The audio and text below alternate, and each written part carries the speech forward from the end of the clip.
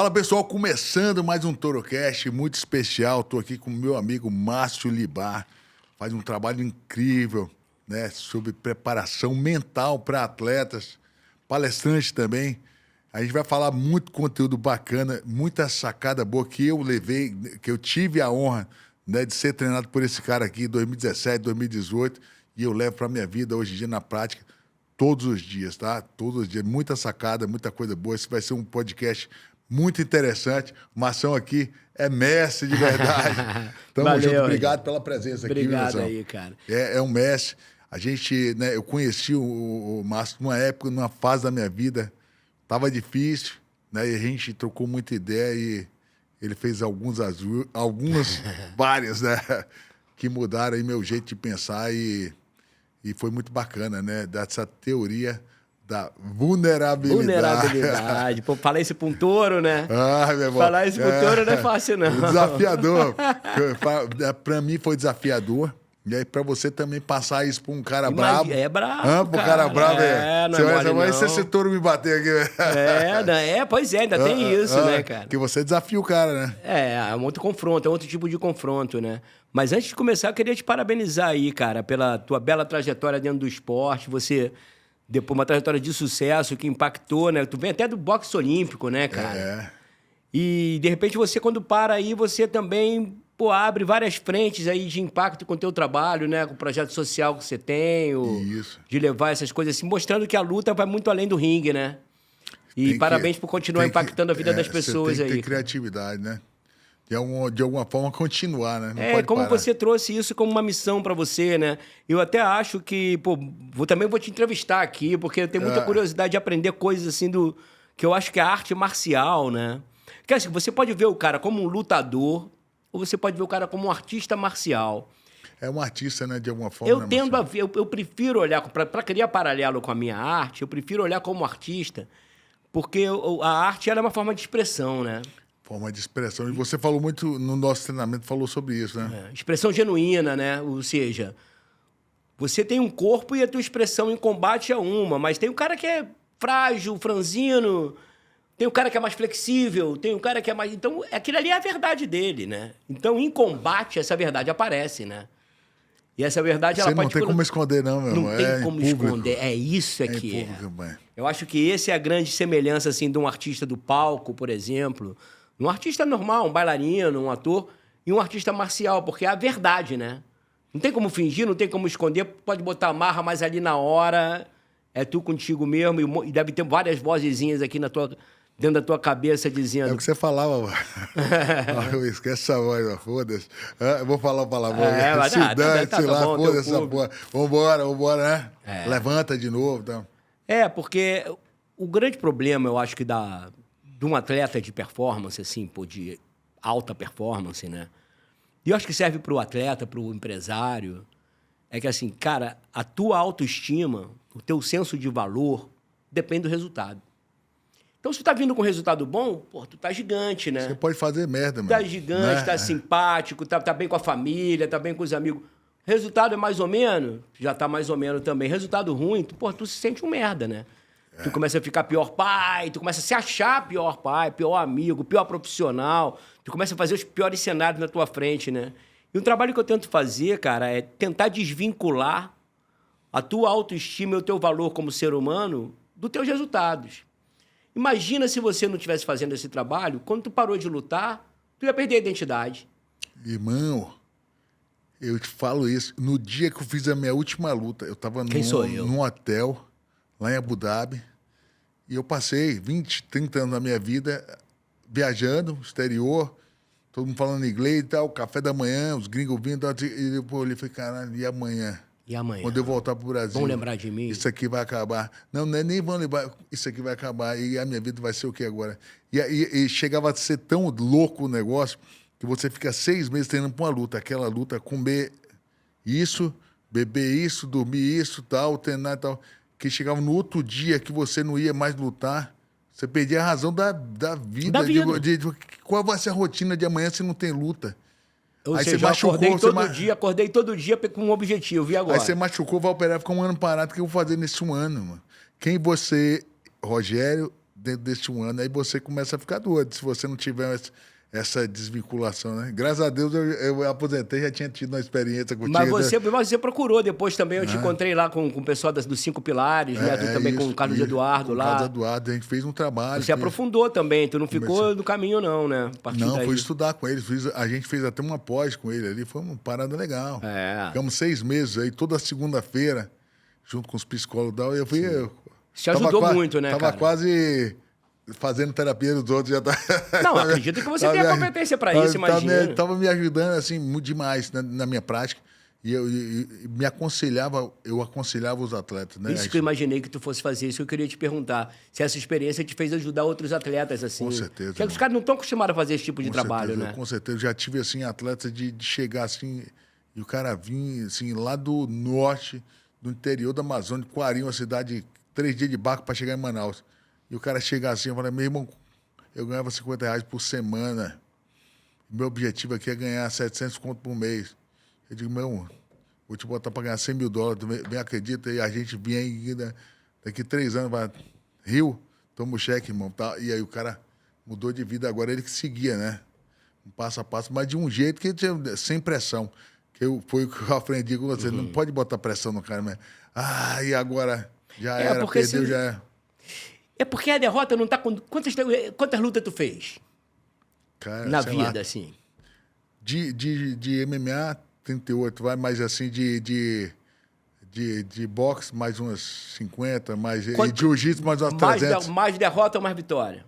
Mais vitória. Tu lembra mais das derrotas ou tu lembra mais das vitórias?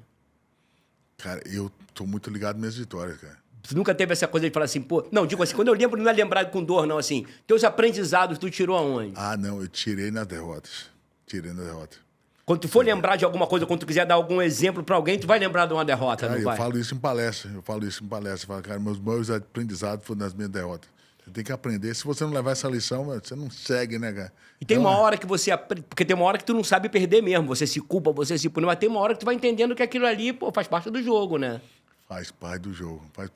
Sabe que esse final de semana o nosso campeão, o Alex Poatan, perdeu, né? Sim. E aí eu fiquei muito...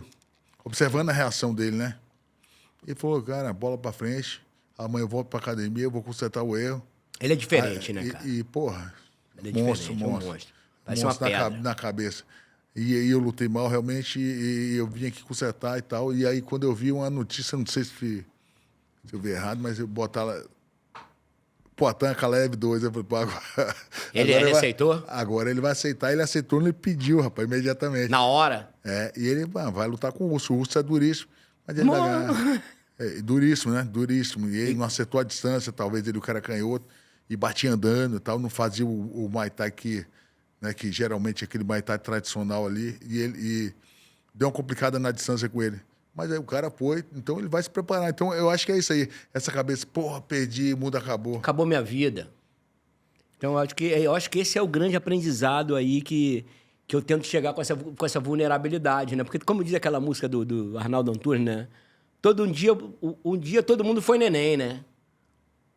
Buda, Cristo e Saddam Hussein. Eu e você também. Então, antes da gente ser casca grossa, antes de tu ser vencedor, antes de tu ser pai, antes de tu enfrentar a vida, pô, teve um momento ali que a gente não sabia se defender, né? Teve um momento ali que a gente... Tu sabia que só dependia do teu pai e da tua mãe, e muitas vezes a gente nem pode contar tanto com pai e mãe, né? Dependendo da família que o cara vem. Então, a vida é o tempo todo você tentando se proteger e se defender. Claro que a luta é um talento, né, cara? Eu acho que é um talento. E não é um talento somente quem vem forte, é um talento para o combate, né? E muitas vezes a raiva, né? Ela te ajuda também. Ela te ajuda, cara. Na hora certa. Por isso que tu falou desse cara aí, me chamou a atenção. O cara que vem, o cara pegava 3 horas de barco para chegar em Manaus. Para vir pegar mais 5 horas de voo para vir chegar aqui no Rio. Para treinar, sem saber onde vai chegar. Então, esse cara tem uma energia ali, ele tem uma força ali, ele tem uma vontade, assim, que a derrota para ele é pouca coisa. Porque ele já é sobrevivente. Quantos rounds o cara sobreviveu até chegar até ali, né? Considerando que cada etapa da vida É um desafio, né, cara? E eu fiz, na época, um trabalho assim, mental com ele, muitas conversas, muito tempo. E eu fui vendo muita coisa dele Dor. em mim. É. Antigamente. Tu também teve uma história difícil, né, cara? E aí, pô, eu vim pra cá sozinho, sem saber o que eu ia jantar de noite. E aí, mas às vezes eu não queria pedir pra ninguém o orgulho também, Tu é de né? Vitória da Conquista, né? Vitória da Conquista aí. E aí Saiu de eu lá quantos anos? Sai de lá 14 anos. Teu irmão já tava na luta já? Não, a gente treinava. Junto, mas vocês vieram junto, começaram junto. Treinava junto, o tempo todo dia, né? Um treinando o outro. Como é que tu descobriu essa parada? Que tu era pra isso?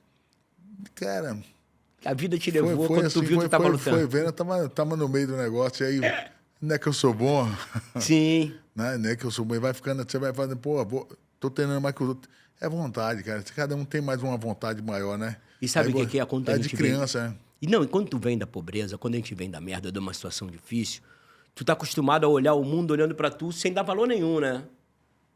Aí, de repente, tu faz um negócio, faz bem, todo mundo faz assim. Porra, o moleque é bom, cara. Tu não quer decepcionar esses caras que olharam pra tu assim. Vou fazer de tudo pra ter esse olhar sobre mim de novo. Porque tu tá acostumado, tu é invisível. Ninguém te valoriza. Se demora e fala assim, sai daqui, moleque. Tá fazendo o que aqui? Te enxota, não pertence. Já tem dificuldade na escola. Um dia tu faz um negócio que nem que fala assim, porra, esse moleque é bom. Cara, tu vai querer perder esse olhar sobre você? Então, de repente, é isso. Sabe que uma vez eu li um negócio assim não sei se foi o Tony Robbins, um cara desse grande aí, da parte mental, que ele falou de um psicopata que ele matava para ser reconhecido. Então, todo mundo precisa ser reconhecido. Do reconhecimento. O cara mata... Pelo menos estão falando de mim. Todos os jornais, ele guarda todos os jornais e tal. Tem uma onda que o cara passa a ser psicopata para o cara ser o reconhecimento. Então, a criança, ela precisa do reconhecimento. Então, o cara, durante a adolescência, alguém olha para ele e fala assim, é você, cara. Aí você, porra, vou fazer isso. Sou reconhecido, estou sendo reconhecido por isso. Aí começa, talvez a trajetória desse cara foi um professor, só precisou de um cara olhar. Um cara que olhou. Né? Só precisava de um cara olhar. Aí tu fala assim, pô, eu existo. Eu existo. Até isso. Ele pega a identidade dele e se abraça nisso, né? Mas eu acho que até por isso, cara, por exemplo, que o tráfico pega muito moleque, eu acho. Porque às vezes aquele moleque ali, muitas vezes não tem o nome do pai nem na certidão de nascimento. Aí o moleque não tá na escola, não tem a caderneta de escola. Aí ele não existe, cara. Aí tem um dia um cara olha pra ele e fala assim, aí, chega aqui. Toma essa arma aqui. Bom, primeiro que o cara já viu ele. Segundo que o cara deu uma ferramenta pra ele. Com aquela ferramenta todo mundo olha pra ele. Neguinho já começa a ter medo e respeito por ele. É mais fácil, ele prefere trocar uma vida de incerteza por uma vida curta. Ele sabe até que pode morrer cedo, mas, pô, ele prefere aquilo do que ficar invisível. Agora, imagina quando a tua ferramenta é sei lá, um par de luva. Pô, cara, a partir daquela... Primeiro que aquele cara te viu. Segundo que ele te deu uma ferramenta. Aquela ferramenta todo mundo começa a te ver. Cara, tu troca qualquer destino por isso. E tu sabe que, né? E a única chance que tu tem é continuar em frente. E, pô, é criança, né? Tinha que pegar isso quando criança ainda, né? Aí você vai, né? Aí tu foi mordido isso aí, tu devia ter o quê? Uns 13, 14 anos. 13, 14. E aí tu foi pro boxe. Aí fui pro boxe, pro jiu-jitsu, depois Muay Thai, e aí foi. Mas tudo junto, meio junto? Foi tudo meio junto? Parava uma, ia outra, parava... Mas quando tu fez boxe olímpico, foi a primeira vez que tu competiu a Vera? Foi no boxe ou foi no jiu-jitsu? Foi no jiu-jitsu. Não, no judô. Mas o judô foi então tu luta desde molequinho mesmo. 5 anos, né? Não, eu entrei com 3 anos de idade, pai. Tu não conhece a vida fora da luta. Eu não sei, conheço o Rogério sem o kimono, mano. Aí, por isso foi difícil pra mim, né? Pô, imagina. Eu não sabia quem era eu sem o kimono. Eu lutador a vida toda aí. Caraca, velho. Fazer uma terapia foi... Não, tem que, pô, pra mim você tá me ensinando, porque na verdade, assim, até eu vou continuar te perguntando as paradas, assim, pô, o podcast é teu, mas eu vou te perguntar as coisas que pra mim eu vou aprendendo também, cara.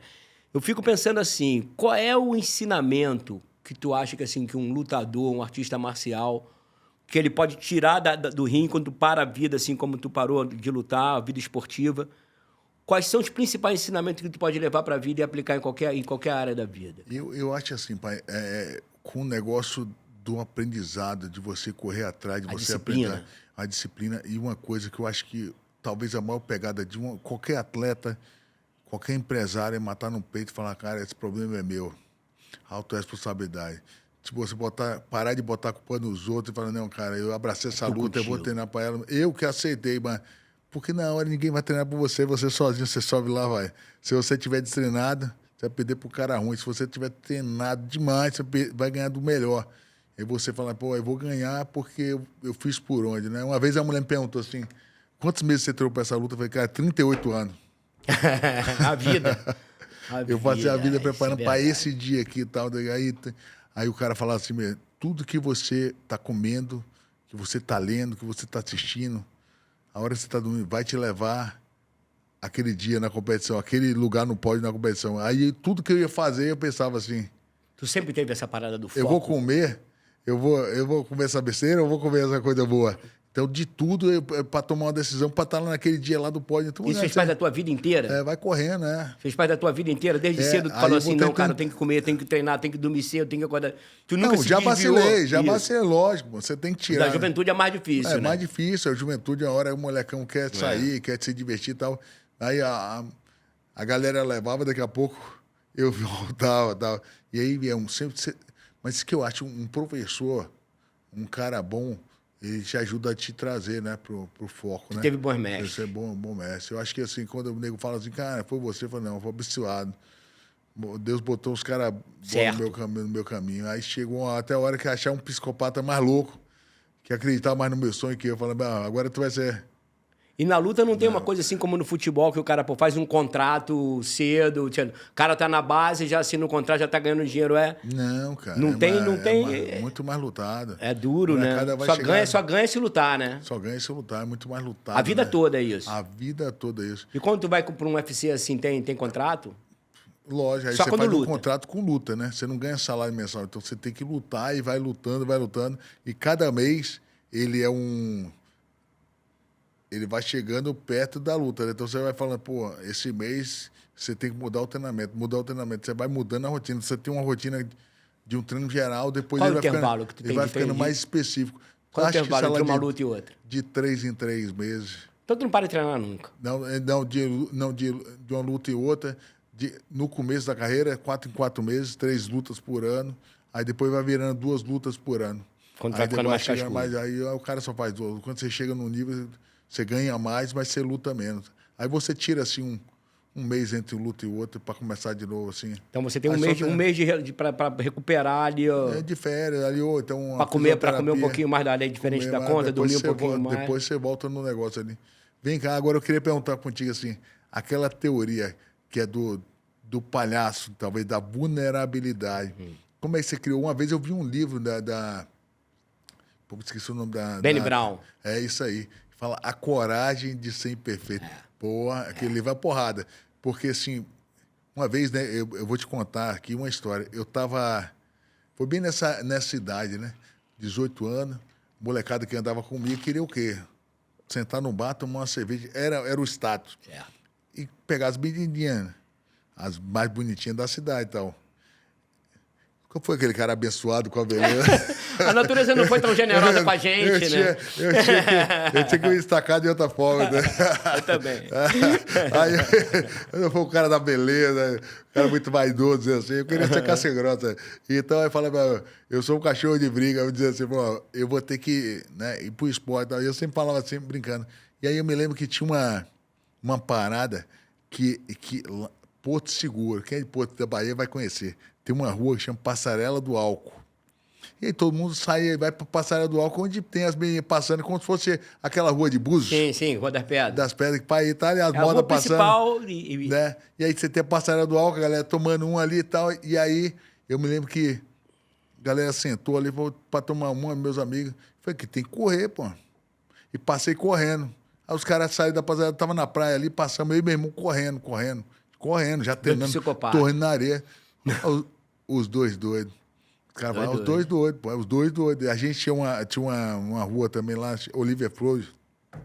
Os dois doidos. Aí o cara perguntou, pô, você malhava onde? Pô, às vezes eu não tinha academia. Eu falei, pô, eu malhava. Eu saía de Salvador da Graça, descia a ladeira da Barra, passava ali pela Barra toda, passava por Ondina, vinha, corria uns 10 quilômetros, voltava. Isso com 16 anos. Tava. Sem nenhuma perspectiva de... Ia fazendo barra em paralela, e aí ia fazendo os nossos treinos de bolsa, sem saber o que era. Mas eu falei, cara...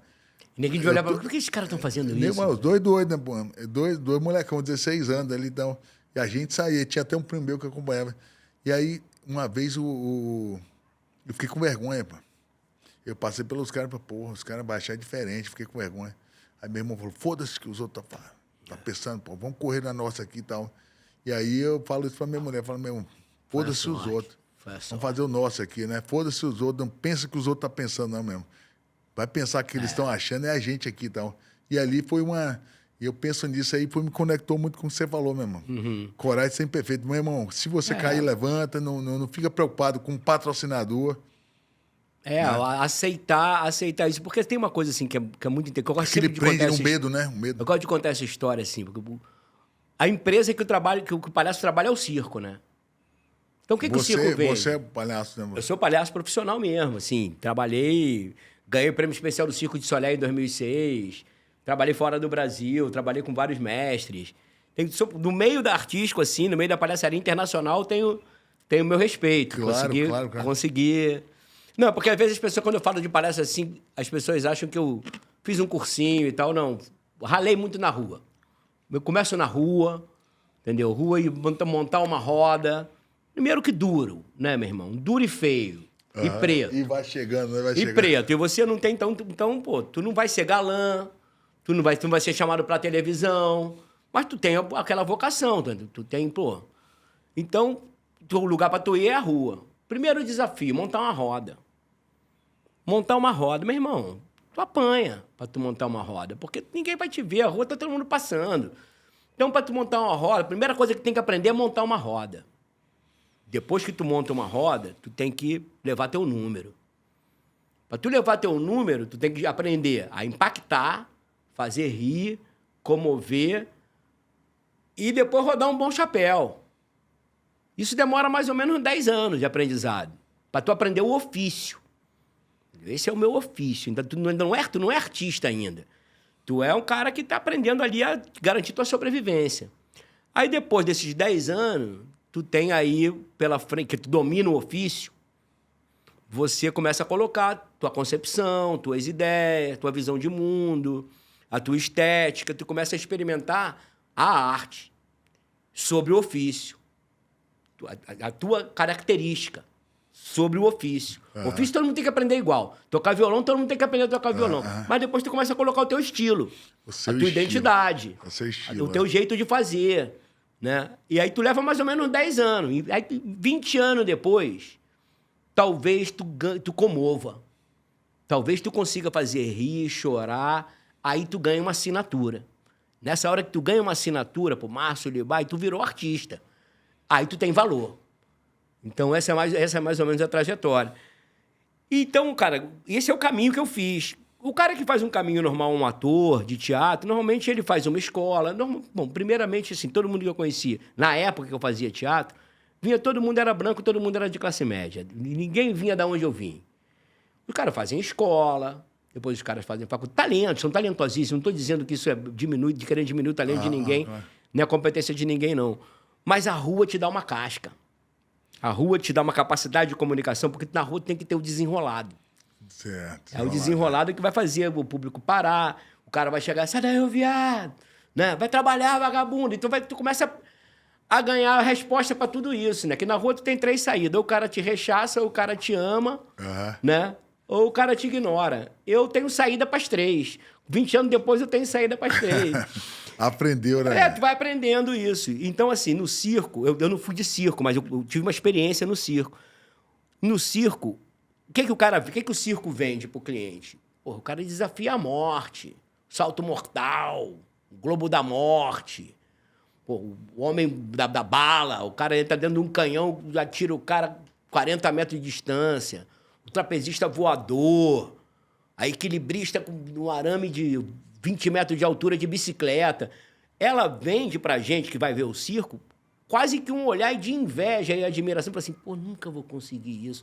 Tu fica assim, porra, eu queria ter a coragem desse cara, eu queria ter o equilíbrio desse cara. Aí tu vai vendo quais são as palavras, o quê? Força, a gente quer ter força, a gente quer ter coragem, a gente quer ter equilíbrio, a gente quer ter foco. Aí, porra, tu fica meio assim, pô, admirando a performance. Aí quando entra aquele cara careca, barrigudo, tropeçando, caindo, Quando ele vai pra cama elástica, ele é cuspido pra fora. Quando ele vai pro trapézio, ele perde a calça. É como se a plateia fizesse assim. Pô, pelo menos eu me identifico com alguém nessa merda, entendeu? Fica com o cara, né, cara? Então, assim, o que eu sempre quero trabalhar um paralelo que é assim, cara, você não consegue ter a dimensão da alta performance sem a condição humana. Quando eu comecei, então, a trabalhar com isso, assim, com essa pedagogia, com essa história, o meu público, nos primeiros 15 anos de trabalho, era basicamente artistas, atores, bailarinos, circenses, galera que queria ser palhaço. Aí teve um documentário chamado Eu Maior, que é muito legal, se puder ver, tem no YouTube em HD. Os caras fazem um documentário, chamam 30 nomes, assim, que dominam o assunto é um documentário sobre felicidade, performance e autoconhecimento. E aí chamam 30 nomes brasileiros lá, Cortella, Monja Coin e tal, e pô, pintaram de me chamar. E eu fui falar da minha pedagogia, pô, aparece eu em cena. Pô, você tá lá? Então vou até anotar aqui, mano. É maneiro. Isso foi em 2008. E aí eu maior, chama. Vai falando. Pô, vou até anotar aqui, eu vou assistir. Pô, muito legal. É muito legal, não. E é muito legal mesmo, assim, a parada do que se fala, o que os caras... Pô, tem o professor Hermógenes da yoga, tem o Carlos Burle do surf, uma galera que fala sobre isso, né? Porra, isso começou a abrir um caminho de um monte de gente que começou a chegar diferente no meu trabalho. Foi aí que apareceu o Fernando, na época, o Fernando lá do Flamengo, Fernando Gonçalves, e me leva pro Flamengo para fazer aquela experiência lá com o time. E aí fiz aquela experiência quando eu te conheci o Anderson. Com o time do Flamengo, né? Com o time do Flamengo. O Anderson também fez com você também. Fez. Muito legal, foi tu e ele. E foi legal pra vida dele. Foi, pô. Ele falou que mudou a vida dele, a parada. Depois do acidente. Foi, não, ele já tinha perdido a luta, quebrado a perna e perdido no doping. Ele veio numa sequência, assim, de 3... Foi muito ruim, E a idade já não era mais um menino também, né? Não. Eu lembro que eu falei pra ele assim, pô, cara, tu não é mais aquele garotinho que tava ganhando tudo aí, aquele moleque morreu, cara. Aquele moleque morreu naquela luta lá. Agora tu tem que voltar pro ringue como um homem de 40 anos. Mais lento. Aí eu falei assim, foi aquela pergunta que a gente faz pra ele, né? Pô, lutar pra você é teu ar ou é importante? Não precisa responder agora, não. Aí ele foi aí daquela luta que naquele card que tu fez, ele teve uma cirurgia. Ele fez... Porra. Não lutou. Pô, tanto azar, mano. Que o não cara lutou. teve uma cirurgia, não foi, cara? No dia de ir embora, a gente foi na casa dele pegar ele. Tu lembra disso? Chegou lá, o cara não tá passando mal. Não lutou. Chegou lá, o cara... Eu fui pro hospital, aí a gente foi. Deixou ele passando mal. Quando eu cheguei acabou de operar de apendicite. Eu falei, pô, meu irmão, que maré era essa? E aí, depois, logo 3 meses depois, ele lutou. Foi? Sim, tava despreparado, destreinado. Não se preparou pra luta. Ele foi substituir alguém. Não sei se foi o John Jones. Cara, foi o John Jones. Ele foi pra luta, perdeu a luta e foi ovacionado pelo ginásio inteiro. Todo mundo aplaudiu ele de pé. Aí ele viu que mesmo na derrota, ele estava sendo aplaudido ali não por ter ganho. Estavam aplaudindo a honra do cara. Porque aquele cara honrou o esporte ali naquele momento, honrou a luta, honrou a torcida. Aí ele sacou. Eu trabalho com ele, eu falei isso, cara, não é a vitória que te define, não. Muitas vezes a gente aplaude o perdedor. Muita gente aplaude o derrotado porque mostrou valentia, porque mostrou honra, porque mostrou bravura. Aí, o que vai definir a dor da derrota é a certeza que tu fez o melhor que tu podia. Tu entregou tudo que tu podia, com o que tu tinha. E é isso que comove a plateia. E aí, depois da luta, ele mandou um áudio pra mim e falou, pô, professor, obrigado por ter me ensinado a perder. Aí isso foi muito legal, cara. Uma derrota com gosto de vitória. É o que eu tô te falando, essa coisa do humano.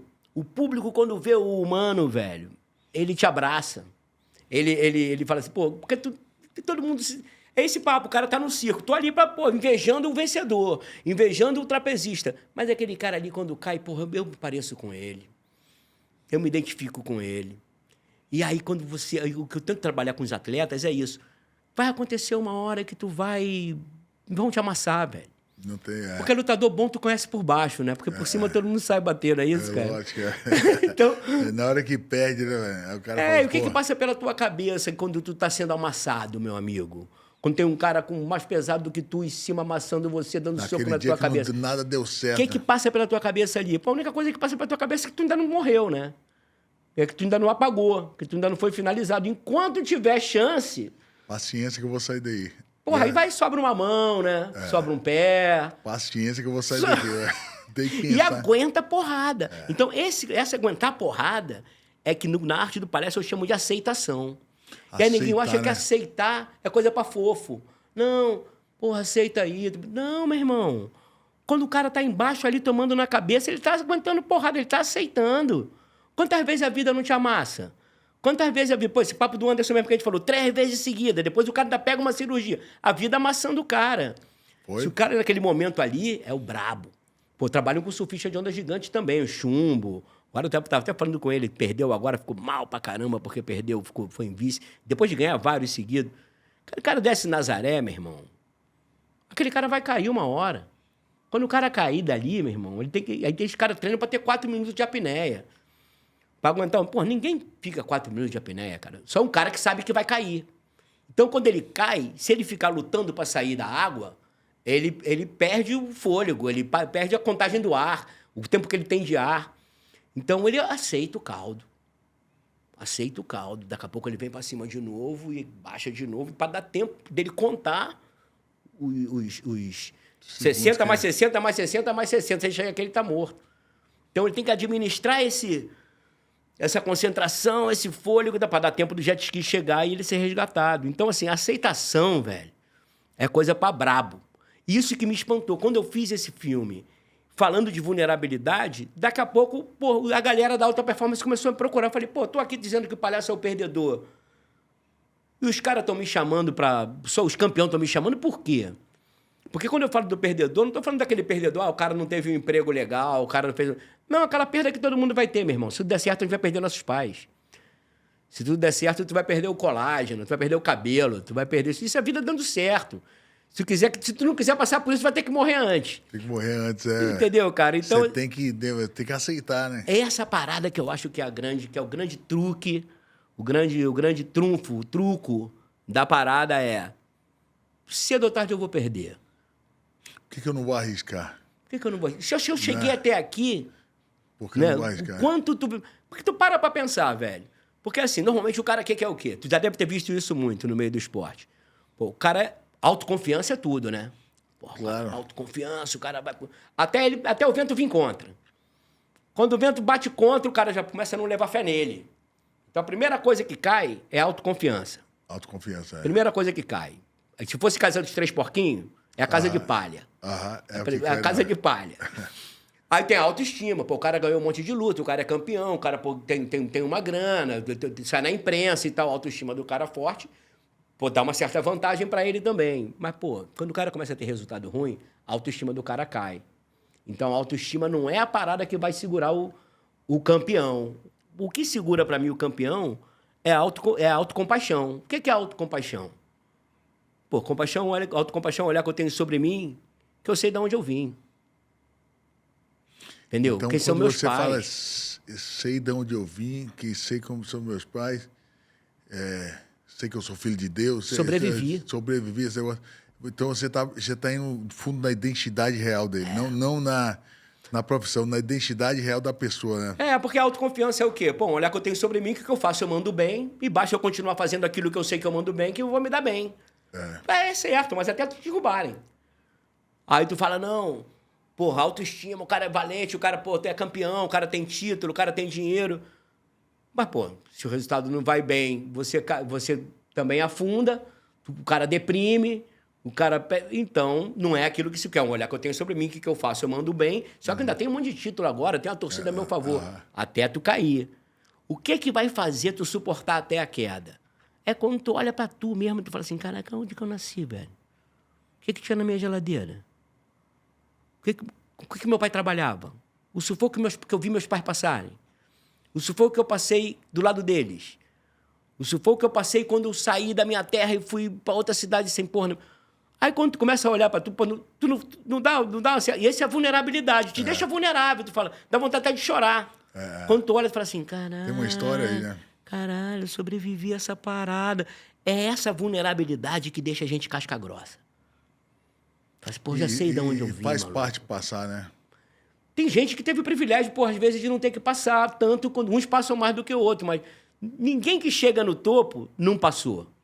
É muito difícil, né, cara? É muito difícil, porque, pô, Vai o ser topo é longe testado. pra caramba. Vai ser O topo é longe. testado, vai ser testado, né? É.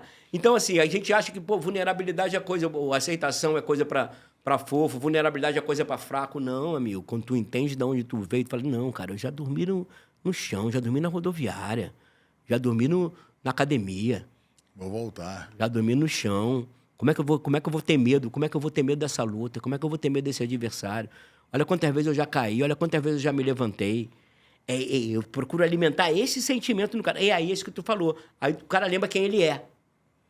E volta na identidade Aí, dele, e a verdade. identidade traz a honra, o caráter. Aí tu lembra. Aí o teu estilo fica mais, ressalta mais, o teu Vai jeito. buscar lá os valores que você tinha antigamente, né? Eu acho que faz. Tu não acha que faz sentido isso, cara? Vai Isso buscar faz uma que diferença? o cara perdeu já com a sequência de vitórias, ele perdeu um pouco. Tu já não dele. viu o neguinho perder por causa da vaidade? Perde, cara, perde. Segundo o cara Perder busca, até o caráter? Perder até o caráter? Mostra, né? A vaidade, às vezes a vaidade mostra o caráter do cara e fala, caramba. Tu já não irmão, teve vontade de chegar pro cara e falar assim, porra, maluco, volta lá. segura tua onda aí, volta. Você fala, desce daí. É. Não, quando tu Desce vê, é flagrante, né? Desce Porque daí. quando tu vê, ainda mais os mais novos, né, cara? Isso acontece com quem é mais jovem, né? O cara começa a se achar invencível, né? Porra. Não dá vontade de chegar do lado do cara e falar assim, não, maluco, chega aqui que eu vou te contar uma história. E vai ter que voltar, né, cara? Mas a vida vai jogando, né, cara? Daqui a Eu pouco acho que é isso. Daqui a pouco ele aprende, ele pega, daqui a pouco ele vai viver até essa fase, vai. De repente, lá na frente, uma derrota vai fazer ele se tocar, né? Agora, tu já conheceu, assim, algum lutador, assim, com a mente blindada? Conheceu já algum, assim? Quem tu diria que é o cara, assim, que tu acha o cara mais blindado, que não se abala, não teme, não... Mesmo que perca, tu conhece, tu tem exemplo, assim, de algum lutador? Cara, eu vou te falar, todo mundo é vulnerável. É difícil, assim, você ter um cara, assim, Com medo, tu já viu vários. já com medo demais. E às vezes o medo até faz ele ficar Sim. mais ligeiro, treinar. O cara até tem medo demais e faz isso aí, nego nem vê que é tanto medo, faz esse cara treinar. Mas é vários. O cara sempre tem um medo, assim. Às vezes o medo até faz ele, né? Porra, eu tô treinando porque eu não quero nunca perder. Diz que o Mike Tyson, velho, ele chorava antes da luta, de medo de perder. Sério? Chorava, entrava em crise de choro. Chorando, pensando na possibilidade de perder, ele entrava chorando. E aquela raiva dele, do medo de perder, fazer aquilo tudo. E aquela o cara situação? passar um minuto. E aquela situação de tu ganhar a luta e sair todo machucado? Acontece também, né? Porra. Então, qual é a noção de derrota? Tu vai estar no outro café da manhã outro dia com teus filhos, com a tua esposa, com o olho fechado, com a cara rasgada, mas ganhou.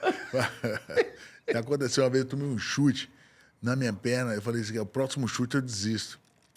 E o cara, pau de novo, e pau, o cara ficou bem uns 3 minutos, na mesma perna, pá, e você conseguiu botar, na cabeça tava assim, mais um eu desisto. Mas eu fui levando. Aí eu falei, cara, quando ele botou o chute, eu meti a mão, ao mesmo tempo, pum, pegou, e eu nocauteei. E eu digo... E tu já contando que tu ia cair, e tu já contando que tu ia cair. Se eu fosse pro corner e fosse sentar no banco, eu não voltava, porque não tinha perna para voltar. Castigado. Ligamento já foi. E no outro dia, pra andar? Aí eu ganhei, mas o prejuízo foi uma cirurgia de 1 ano de coisas. Aí você fica pensando, né? Compensação, né? Compensou. Você fala, cara, compensou. Isso que me deixa impressionado com os lutadores, meu irmão, assim. O preço é a porrada. O preço é um ano da sua vida, você deixou para trás ali, né? Mas você tem que ter um negócio... E a galera vai vendo isso. Porque, por exemplo, o cara toma uma e cai mais fácil. Acho que o próprio Dan White, ele valoriza esses casca-grossa. Uhum. Ele valoriza o cara que foi lá, deixou uma cirurgia, foi ganhar a luta. Sim.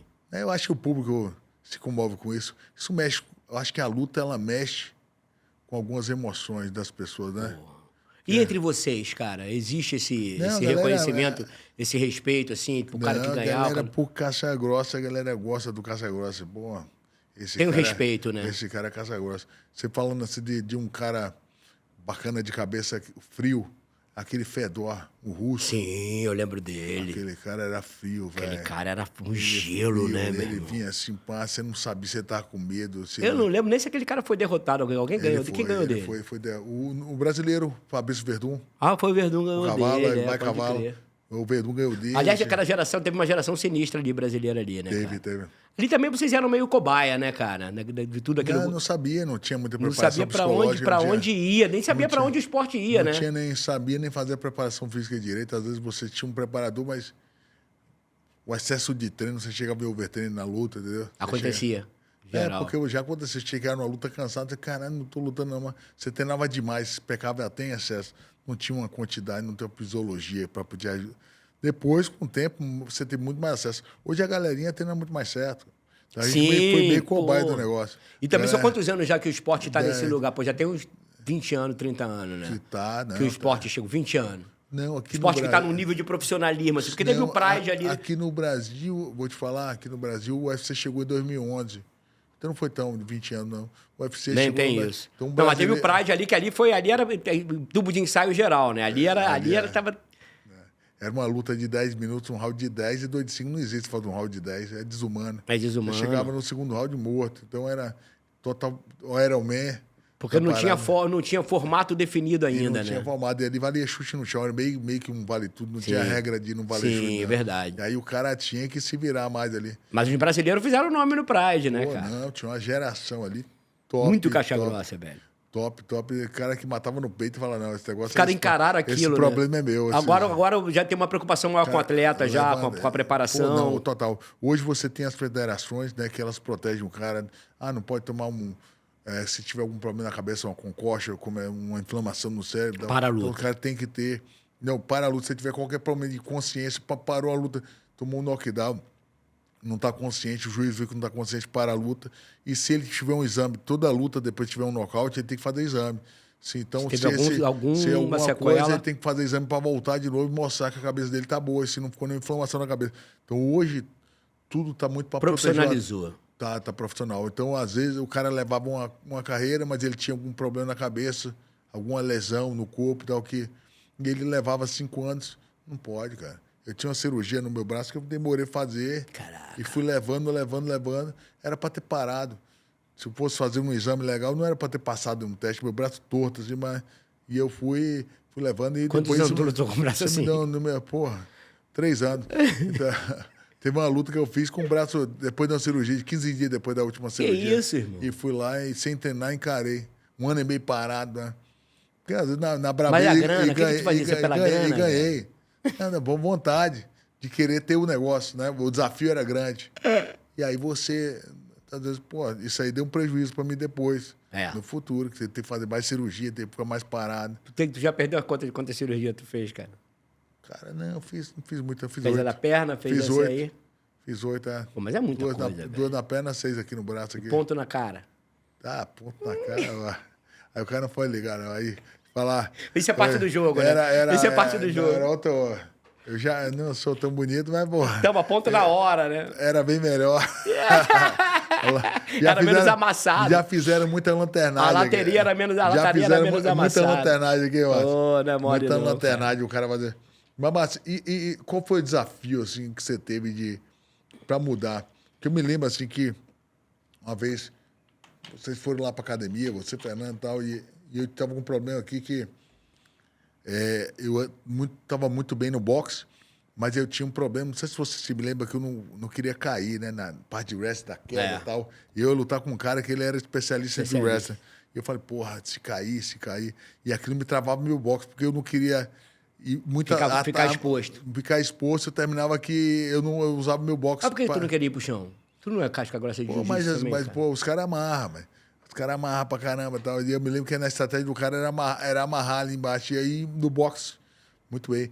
E aí, eu falei, foda-se, meu irmão, vai pra cima. Aí o Fernando falou assim um dia...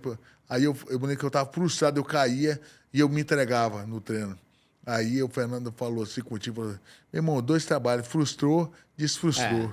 Frustrou, desfrustrou. Meu irmão, levanta. No round seguinte, no round seguinte já tava mal, porque já perdi um round. Eu começava a pensar assim, aí eu comecei, foda-se, eu vou pra cima desse cara, não tem passado, né? Nocauteei o primeiro round, cara. E era um casca grossa mesmo, do mais alto nível de wrestling. Você fez uma boa preparação mental ali, né, cara? Com o Fernando. E aí, mano, vou nocautear. E aí eu tomei esse chute, que zoou meu ligamento. Foi nessa luta, cara. Ah, foi E aí aí. foi nessa luta. Pá, tomei o chute. Falei, cara, meu ligamento já foi. Se eu for pro round, agora já era. E aí, de repente, eu fui, nocauteei. Falei, agora eu vou ter que nocautear de qualquer jeito. E se cair... Não tem memória. Tipo, não tem memória, né? E aí eu dei meu jeito e bati no peito e fiz um negócio. Então foi boa aquela preparação por isso. Né? O desafio de falar assim, frustrou, desfrustrou. Calar essa vozinha que fica no teu ouvido aqui, né? Que era aquela vozinha que tu fala, pô, se o cara der mais um, eu caio. É uma vozinha que fica ali, né? Se deixar mesmo. Bom, a hora que tu deixou, a hora que tu ficou surdo pra ela, tu nocauteou o cara, né? Nocauteou o cara. E você deve pegar esse desafio de calar essa voz dos caras, né? O cara, pra mim, tu perguntou qual foi o maior desafio. Eu acho assim, o artista, diferente do atleta, vou contar uma historinha que talvez faça sentido pra tu. No teatro tem uma máscara que tá rindo e outra que tá chorando, certo? Cara, o símbolo do teatro é isso, né? Uma máscara rindo e outra máscara chorando. A máscara que tá chorando representa o deus Apolo. A tragédia. Deus Apolo. Apolo é o quê? O deus da virtude, da perfeição, da disciplina, do foco, da beleza, da perfeição, da virtude.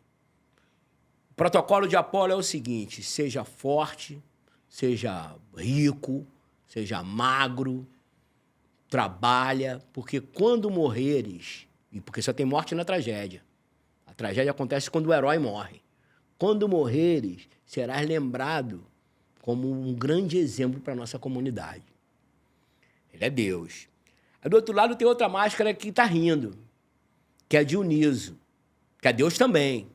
Aí Dioniso é Deus de quê? É do vinho, do carnaval, da festa. Tipo assim, Dioniso não é boa bisca, mas é Deus. É Deus igual a Apolo. Então, lá, nessa hora, eles estão tomando um vinho lá no Olimpo e a gente está aqui trocando uma ideia. Os caras... O que acontece? Em geral, ou a gente está num extremo ou a gente está no outro. Né? De que o cara de Apolo pode sofrer? Pô, ele pode sofrer de estresse, perfeccionismo. Tu sabe que o perfeccionismo pode te paralisar. O cara é controlador, o cara não sabe errar, o cara não sabe perder, o cara tem ansiedade, tem crise de ansiedade, tem pânico. E o Dionísio pode morrer de cirrose. Também, centralizador. E o Dionísio pode morrer de cirrose, né? Pode morrer de alcoolismo. Então, os dois extremos... Então, o ideal é que você tenha um certo... Que você transite, você tenha um equilíbrio entre os dois. Eu vivia no extremo. O artista, ele vive no Dionísio. O atleta vive no Apolo. Então, para mim, o grande desafio que eu acho que eu tive na vida, que ao longo da vida, foi sair desse extremo de Dionísio. O que é o artista? O artista é aquele cara que dorme 3 horas da manhã, fica tomando cerveja, fica tomando vinho, acorda meio-dia. Então, assim, chegou uma hora. Quando tu é jovem, isso é sustentável. Fica mais velho, você tem que... Mas tu vai chegando aos 40 ali, tu fala, pô, se eu estiver comendo hoje como eu comia aos 20, se eu estiver bebendo hoje como eu bebia aos 20, se eu estiver dormindo hoje como eu dormia aos 20, eu não vou chegar aos 50. Então, para mim, o grande desafio foi fazer essa aproximação do Apolo. Para isso, o autoconhecimento foi muito importante para mim. Então, quando eu começo a desenvolver a minha pedagogia da vulnerabilidade e entender que a única maneira que eu poderia garantir a minha sanidade física, mental e emocional seria sair desse extremo e me aproximar do Apolo. E aí, coincidentemente, é um período que eu também vou conhecendo mais atletas, que eu vou conhecendo mais empresários, mais uma galera que é focada. E comecei a admirar, a disciplina. Falei, caraca, a disciplina não é ruim, não, hein? Porque um artista, a disciplina é quase uma ofensa. É quase, sabe, foco é... O que importa é a minha arte, o que importa é meu talento. Não, cara, então eu demorei muito na minha vida a fazer essa transição, a olhar a disciplina. Para você, a disciplina sempre foi fácil? Para mim, a disciplina foi um aprendizado. Foco, para mim, foi um aprendizado. Então, hoje, eu me considero, assim, num lugar equilibrado, assim, tá misturando, né? Estou bastante longe do Dioniso, né? Mas também não cheguei no extremo de Apolo. Fico numa região aqui no meio, que eu não sou tão controlador, né? Na hora que eu sinto que eu estou controlando demais, eu deixo fluir um pouco. Porque é isso, também a gente tem que experimentar essa onda do improviso, do flow. Isso acontece na luta também, né, cara? Tu tem que improvisar, tu tem que, pô, tô levando, mas esse aqui não é o meu jogo, mas então como é que eu improviso aqui nesse jogo que não é meu? Se tu tá ali muito rígido, tu vai querer fazer o teu jogo e naquele teu jogo ali que vai te levar à derrota, não é isso? O brasileiro, o improvisador, tem jeito. Então, cara, não tá dando em cima, eu vou embaixo. Não tá dando embaixo, eu vou, sabe, eu vou abraçar, vou agarrar. Dou o meu jeito aqui. Dou o meu jeito. Então, assim, quando o cara tá muito no extremo, ele perde um pouco essa capacidade do flow, ele perde essa capacidade de improvisar, ele perde essa capacidade de jogar. Então, esse para mim foi o grande desafio na vida, de aprender a disciplina, aprender o foco. E eu agradeço muito a pessoas como você, assim, empresários que eu conheci, lutadores, porque depois muito faixa preta foi procurar meu trabalho também, muito faixa preta de jiu-jitsu foi procurar meu trabalho também, assim. Pro cara saber. E é impressionante, e eu admirava. Eu tenho um exercício que eu faço, que é o exercício da geisha. Até um amigo meu que é professor de jiu-jitsu, ele incorporou isso chamando de exercício do samurai. As pessoas vão passando, não falam nada, todo mundo tem que entrar para dentro de uma porta assim, eu estou sozinho aqui sentado, tem que entrar um de cada vez como geisha. E eu vou contratar a geisha que eu mais gostar. Irmão, o neguinho rebola pra lá, rebola pra cá, e eu sai. O cara sai pela outra porta. Ele entra e eu faço ele sair pela outra porta. Ele sai. Os caras demoram. Então, o cara rebola, o cara dança e... Eu não tenho um aluno só isso, só aquilo, não. Às vezes aparecem uns faixa preta. No meio de artista, no meio de... Meu irmão, todos os faixa preta. Vamos supor que passaram uns 11 faixa preta ao longo do tempo, pelo meu trabalho. Todos eles. De primeira, meu irmão, os caras entraram, chegaram na minha frente, ajoelharam no chão, baixaram a cabeça. O Messier, que é o personagem que eu falo, fala, tá contratado. Como é que os caras têm essa disciplina, velho? Muitos artistas ficam dando cambalhota, salto mortal, porque eu só contrato se o cara ajoelha. Sacou? Só contrato se o cara ajoelha. Mas eu não conto pra ninguém. Porque, no fundo, aquilo ali é o quanto o cara tá a serviço daqueles valores.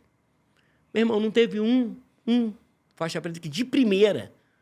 Tipo, os caras têm introjetado dentro deles uma disciplina, uma obediência. Porra, que eu comecei a aprender, comecei a entender que esses caras são diferentes mesmo, sabe? E aí comecei a... Por isso que eu tô aqui te fazendo um monte de pergunta também, entendeu? O samurai, né? O samurai, ele serve. Ele tá a serviço daquela comunidade. O samurai tá, né? E a arte marcial é a essência do samurai, né? Ele nasceu para servir. Pois é, cara. E eu falei, porra, onde é que esses caras aprenderam isso? Não, porque eu fico pensando assim, o cara quando chega na faixa preta... Vem da filosofia da arte, né? Eu não sei se um faixa branca faria, sacou? Eu não sei se um faixa azul faria. Mas quando o cara chega na preta, parece que o cara chega num entendimento. Ele já foi tão amassado, né, cara? O cara já foi tão... que eu acho que o cara entende que, pô, tem certas coisas que ele respeita. Ele serve. Tô aqui para te servir. E eu sempre falo isso. Na verdade, eu tô até revelando um segredo do meu trabalho aqui que quase não falo, mas... Mas é importante falar disso, assim, porque isso me trouxe muita admiração de falar. A arte marcial traz um preparo, uma humildade, que talvez... Tem um amigo meu que fala isso. A faixa preta é a primeira faixa. Ali que ele começa. Ali, né? Que o cara começa a aprender. A sacada, né? Porque antes ele estava só entendendo que tem sempre alguém maior do que ele, que sempre vai ser amassado, sempre, né? Mas na faixa preta o cara já aprendeu isso, né? Todo dia ele volta pra casa triste, aí o cara fica triste, fica bolado. Agora não vou nem ficar bolado, irmão. Não fica mais, né? Tem um mestre de capoeira que eu conheci que ele falava assim, tu sabe quando o capoeira merece ser mestre, quando ele toma uma rasteira ele levanta rindo. Porque ele sabe que o outro, pô, o cara me pegou, o cara ele ri, ele abraça. Isso mesmo. E se o cara fala um dele, ele fica madão, porque ele fala, porra, agora o cara aprendeu de verdade, tá me batendo agora, né? Perde um pouco dessa vaidade. Pô, muito bom esse papo aqui. Eu tô aprendendo muito com esse papo aqui. Pô, também fica aqui, porque você, o cara inteligente que você pegou esse movimento dos caras, né? O cara tá ali pra servir, né? Samurai. Ele desceu, mano, e ele fez que eu acho que é o... Talvez você fizesse isso. Talvez se tu estivesse nesse jogo, nessa oficina de palhaço, não duvido que tu vai fazer o quê, né? Na hora tu não sabendo o que fazia, tu fala, porra, eu vou ali, eu tô aqui, meu irmão. Tô aqui pra... E ajoelhar e baixar a cabeça, né? Eu te contar a história do mestre, né? Diz que o mestre virou pro aluno e falou assim... Diz que o aluno virou pro mestre e falou... você não acha que tá na hora de pegar minha faixa preta? O cara treinando... Isso é história real? Não, mas uma metáfora, né? E aí você vai... Diz que o cara falou assim, o mestre falou, não... Você precisa mais tempo, precisa lutar mais. E ele, porra, fui campeão japonês. eu preciso da faixa preta. Aí o cara vai treinar, daqui a pouco ele vai ganhar um mundial. Aí volta. Agora eu quero minha faixa preta. Eu falo, não, cara, eu fui campeão mundial. Aí no terceiro ano que ele voltou, falou, e agora? Qual é a lição da faixa preta? Eu estou aqui que agora que eu comecei a aprender e vou usar tudo que eu sei para ensinar para o outro. Então, a grande lição é ele estava ali só para ensinar. Né? Agora eu mereci um mestre. A faixa preta é um mestre, cara. Não era só você ganhar os campeonatos. Era você Isso tá mudou ali um pouco ser... também, né? Virou um pouco o mercado, essa coisa da faixa preta, não virou? Isso. É o cara... Quanto tempo no teu tempo o cara levava para pegar uma faixa preta? Cara, demorava mais, né? De falar, eu acho. Demorava, sei lá, uns 10 anos, 8 anos. 10 anos treinando geral. Treinando geral. Hoje em dia, os caras pegam com 6 ali. Pegam vocês. Vai depender muito do que você bota ali como meta e o professor te reconhecer ali, né? Como se você vai virar um professor, se você também está ganhando os campeonatos. Depende do cara ali, né? Mas acho que é mais ou menos uns 6 anos. Mas, assim, eu vou te falar, a molecada hoje está pegando a faixa preta novo, porque tem atleta que começou a treinar da idade do meu filho, 3 anos de idade. Sim. O molequinho já nasceu no tatame, já está ali talentoso, o pai vai... E também a pedagogia mudou muito também, né? A forma de aprender também, né? Não, e o cara hoje em dia tá flexível, tá entendendo outras coisas. Cara, o que os caras fazem com o corpo humano tá diferente. Percebe essa evolução na luta também. Tá diferente, Tipo assim, ó, o japonês, ele vira pro mestre e fala assim, ó, o mestre vira, você tem que fazer o jeito que eu faço. Se ele fizer igual, não, tá errado. Tem que fazer o jeito que eu faço. O brasileiro vai se adaptando. Aí já chegou um momento que eu cheguei pro meu mestre, Della Riva, faixa coral. Hoje os caras mais... Tu é cria do Della Riva? Della Riva de virar assim, ele olhar, o que você fez aí? Aí, galera, chega aí, faz aí. Pô, a posição... Valorizar. Que posição o cara inventou aqui agora? E o cara inventar, eu inventei já. Porque o jiu-jitsu tem esse espaço, né? E ele trouxe, e aí aquilo virou uma adaptação numa posição que ele fazia. Olha aí, ó, adaptação, o Minotauro inventou aqui, galera. E aí você fazia, e eu falava assim, cara, eu ia pra competição... Eu fazia essa posição, em toda luta eu fazia 5 lutas num dia e todo mundo caía, a mesma posição que eu inventei. E aí... E não ganhou teu nome não? Não ganhou teu nome não? Não, virou uma adaptação, tá ligado? E ela virou uma adaptação de uma situação. Então, o jiu-jitsu brasileiro, ele se adaptou tanto, cada um trazer o seu estilo, o seu negócio, né? O corpo daquele cara é melhor fazer isso, que aí cada um foi trazendo e o jiu-jitsu cresceu assim. Mais do que no Japão. Ele continua e o jiu-jitsu veio do Japão, você vê, né? Ele continua pelo brasileiro ser um cara mais criativo, cara. E o mestre aceitar. Porra, aí, ó, galera, vem aqui. Lá no Japão, não, tá errado. A variação é desse jeito. Você botar a mão desse jeito não é certo. O cara então, foi, esse jeitinho cada um foi dando seu jiu-jitsu... jeito. Cada um foi dando seu jeito, cara. Então, no caso, o MMA, é um esporte que favorece os brasileiros, então, nesse caso. Por isso que o brasileiro faz, cara. O brasileiro é bom por isso. O cara vai, não sou bom no chão, mas ele dá um jeito de não cair no chão, se adapta em pé e vai naquela E tem linha. essa diferença de escola mesmo? Tu pega, assim, um americano, ele é um lutador diferente de um russo, é diferente de um japonês, é diferente... Tem assim... Dá pra perceber? Total. E não é só de luta, não, de estilo. Por exemplo, vou dizer, o americano é força. O wrestling da força, eu vou te dar uma queda, eu vou quebrar você aqui, ó, na cabeça. Ele tenta uma vez, aí você, cara, que queda. Porque tá, na 10ª ele te joga. Aí você fala assim, na 10ª variação, ele de um lado do outro, você desequilibra, até te botar pra baixo. Aí ele nem tem aquela força, aquele fogo todo, mas ele mostra que tem tanto fôlego. Que o cara, que gás é esse? O cara entra na tua mente, que gás é esse? O russo é flexibilidade, é ginástica. O cara é um ginasta, o cara é flexível, ele vai na inteligência, mais técnico. E aí cada estilo tem uma adaptação. O oriental tem outro... Tem outra parada, filosofia, o cara de fazer até perfeição, mas aquela técnica ele não adapta, né? Então, o brasileiro foi adaptando. Por isso que eu acho que o brasileiro ele teve negócio de... O brasileiro tem tanto campeão, porque é na pobreza, é na comunidade, não teve, às vezes... É no improviso. Eu fui ter acesso à faixa preta quando eu tinha 18 anos de idade, a faixa preta. Eu não tinha acesso, não, cara. Eu treinava com meu irmão, um colchonete na sala, vendo as fitas de luta que a galera mandava do Rio de Janeiro, lá na Bahia. Maluco. E a gente fazendo, eu e ele, fazendo, né? Autodidata ali. Agora pega no joelho, volta a fita aí. Era cassete, irmão. Não era DVD, não, cassete. Volta, de novo, volta. Eu fazendo com ele. Então tu pegou uma academia depois de... Fazendo. Já, com 17 anos ali, pra para ter um acesso, o cara fazia ali. E continuava treinando, né? Aí ia na academia. Você saiu de Vitória quando? Que ano? Moleque ainda? Saí com 15 anos. Já veio pra lutar? Já veio pra treinar? Não, eu fui para Salvador para estudar. Ah, tá. Eu fazia outras paradas, eu era eletrônica, consertava biccomputador. Consertava com paciência pra fazer negócio. Você consertava monitor de Pô, e na microcomputador. Bahia, capoeira? Tu não chegou a se ver capoeira, não? Cara, não era flexível bom assim desse negócio, Sei. não. Era mais durão, mais na força. Aí não era a minha. E tem uma escola de boxe forte também na Bahia, né? Bahia, hoje o boxe da Bahia é considerado aí A melhor escola a Cuba do Brasil. É a Cuba. Cuba do Brasil. Hoje, tipo assim, quando eu fui campeão brasileiro de boxe em 2005, 20 anos atrás, eu fui campeão, eu e mais 7 brasileiros, 8, de 11 categorias de peso, o Bahia foi campeão em 8. E o Brasil todo em 3. O resto do Brasil em 3. Você tem noção? É. A Bahia é 8 Mas é que é uma categorias. escola, cara, são várias academias, Várias vários academias e professores. tem um professor lá que é líder, lá, o Luiz Dória e tal.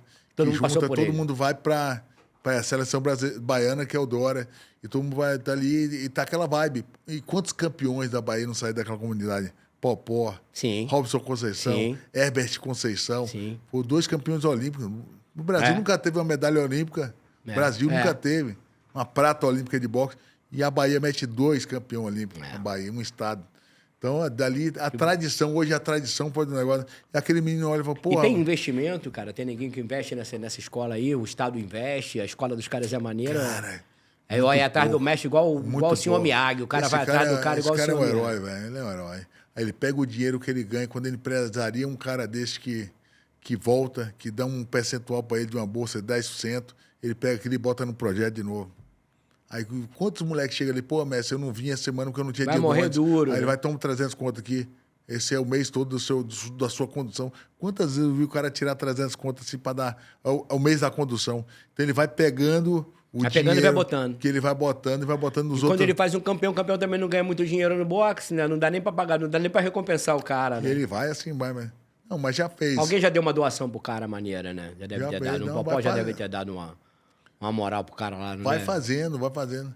Cara, eu vou te falar, o Popó, ele quando teve com o cara, ele não tava no auge. Depois que ele começou a ganhar, eles foram para fora do Brasil e tal, foram para outro. Assim, mas é eterno guerreiro, meu irmão. Foi aniversário do cara. E essa parada agora, Foi aniversário dele outro dia, até mandei um parabéns, meu irmão. mesmo? Foi um pai que eu tive, meu irmão. Tá Um coroando. pai. 60, fez 60 anos, tá Não, coroando, tá bem pra caramba. nem tá. Tá novo. bem, cara, tá bem, tá novo. O cara Treina, dedicou a vida ao boxe. Corre, treina ainda até hoje, mas é um cara que meu, fez a diferença. Fala assim, não só na minha vida, mas assim, pode botar aí que ele já treinou 20 mil meninos, 15 mil meninos desse aí. O projeto do cara é campeão, mano. Nessa vida E tem uma toda aí. estrutura legal a academia E eu dele? sempre falava o seguinte, cara, esse cara acreditava mais em mim do que eu mesmo. Tu vai ganhar. Eu disse, porra, cara, será que eu vou ganhar? Tô preparado. Não. Vai. Eu ia na ideia dele. Ele ia que, porra... Tu não a se achava cabeça dele- talentoso, não? Achava, mas ele achava mais. Sim. E mentalmente, quando tu foi Acha. ficando mais forte com o tempo?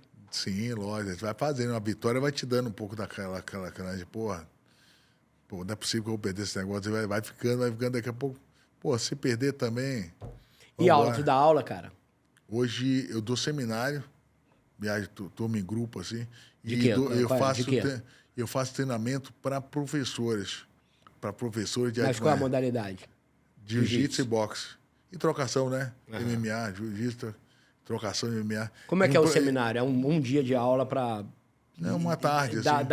Dá uns truques, dá tarde, uns segredos pros Uma caras. tarde. Aí, dependendo da academia que eu vou, se a academia for de jiu-jitsu, eu dou de jiu-jitsu. Se for de Muay Thai ou boxe, né? Sou muito, assim, de experiência. Ah, quando te convidam. A gente convida de vez em quando pra fazer. É, e e eu- esse teu projeto social aí, cara? Tá ligado à luta também? Esse projeto é de esporte. Ele é um projeto Esporte de geral. Esporte geral. Ele é um projeto... Comecei ele com luta. O que eu vi, Márcio? Que não tem Em Salvador? Tenho ele em vários lugares. Agora a gente vai inaugurar na cidade de Belo Horizonte. A gente Tem que tá lá. arrumar dinheiro pra isso. Passa a vida arrumando dinheiro pra isso. Não, sempre tem empresa, né? A gente Mas é você coloca- que faz esse trabalho, de ir nas empresas. Eu vou, né? Captar Mas, recurso. mas eu tenho equipe para captar, assim, que me ajuda. Já tem uma que estrutura trabalha, legal. que hoje me trabalha comigo assim e tal. E fica Então ali. virou um instituto? Viramos o instituto. A gente tem o Instituto Irmão Nogueira. Aí com esse dinheiro ele entra, prestação de conta e tal. E a gente pega E isso hoje aí, tem paga, vários esportes. e Vários paga o esportes. professor, e o professor vai nas comunidades, Não tem uma sede. vai na cidade. Não tem uma sede, tipo assim, não tem uma academia que a galera, molecada vem. Vocês que vão na comunidade plantar um trabalho. A gente vai na comunidade, geralmente uma associação de bairro. Aí planta o trabalho lá, vocês E pagam um professor. Bota um tatame, paga um professor, o professor vai.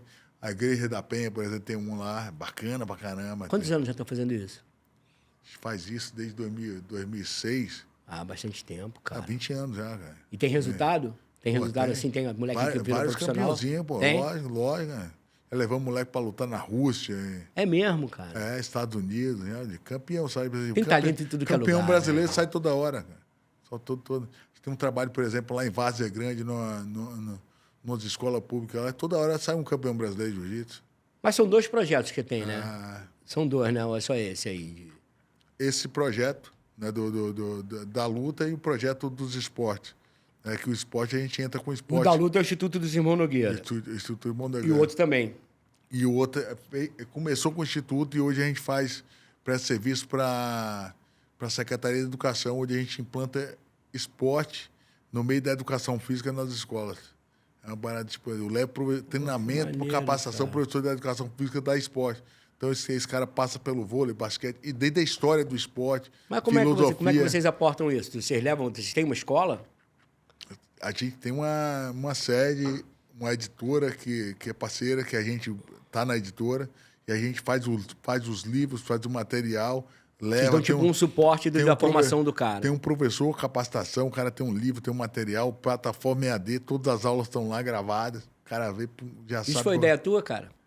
Cara, foi passando com o tempo, cara. E eu fui fazendo isso pra minha academia, fiz curso nos Estados Unidos pra caramba. Passava uma semana lá sem falar inglês, às vezes. Porque tu tem uma parada de empreendedor, né, cara? Tu mete a cara mesmo, né? Aí Tu eu empreende, voltava, traduzia as coisas e tal, e falava, pô, tem um material também. E começava a desenvolver.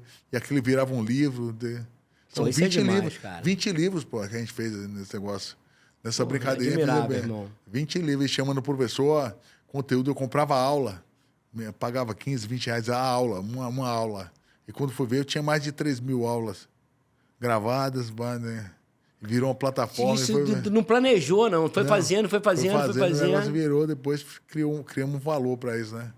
Aí fui fazendo. E hoje a gente implanta isso em comunidades. E é Estado, escolas, com apoio da Prefeitura ou do Estado. às vezes Prefeitura, às vezes Estado. Poder às vezes, público, poder público. Às vezes a gente consegue uma lei de incentivo da TIM, da Vivo, da Oi. E tu tem uma equipe toda funcionando para isso, para captar. Para na cidade captar professor, treinar professor, capacitar. Mas esse cara ele não pode chegar lá e dar aula, não. A gente faz um treinamento com ele que ensina o cara, ele vira um teu time é enorme, né, cara? Um agente social. Tu tem um time enorme, então, para fazer isso aí isso. Mais de 20 pessoas fazendo comigo. O cara vira um agente social, onde ele trabalha com as famílias, e passa a questão dos valores. Pô, tu tá devolvendo para a sociedade o que a luta te deu, né? O que o esporte te deu, né? Um mês da disciplina. Vou falando com ele as lições dos campeões. Porque quando o Anderson Silva foi campeão, a disciplina, o avô dele era militar. Tu que faz esse... Era militar, então a gente foi fazendo as histórias. Eu entrevisto os caras e faço o livro da página do Anderson, por exemplo. Aí você vai perguntando por que aquele Oscar Schmidt falava da mão santa. Mão santa é o cacete. Eu treinei até a mão ficar... E aí você tem... Tu entrevista os caras e publica essas histórias. E vai trazendo as histórias. Aí o moleque, ele começa, se você falar pra ele que é disciplina, é muito vago, né? Sim. Pra uma mulher de 7 anos. Mas de repente você falar que é disciplina numa história de um campeão, fala, porra... E tudo escrito, tudo isso escrito. Se esses negócios deixou o cara virar campeão, eu também quero dessa disciplina aí. Vamos buscar esse negócio. E aí, o cara é ser humano também. O cara conta a história dele também, que teve mal, teve bem e tal. Pô, e aí parabéns, cara. O moleque começa a conectar e ele começa a viver um pouco desse valor.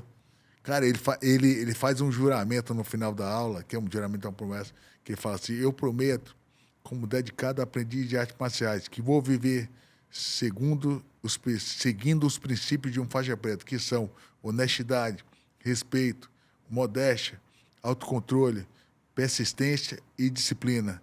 Aí fala, eu prometo usar o que aprendi na aula hoje, somente para o bem, de forma defensiva e positiva, para ajudar a mim mesmo e ao próximo, samurai. E nunca serei abusivo ou ofensivo. Tu que criou esse juramento? Eu nunca serei abusivo ou ofensivo.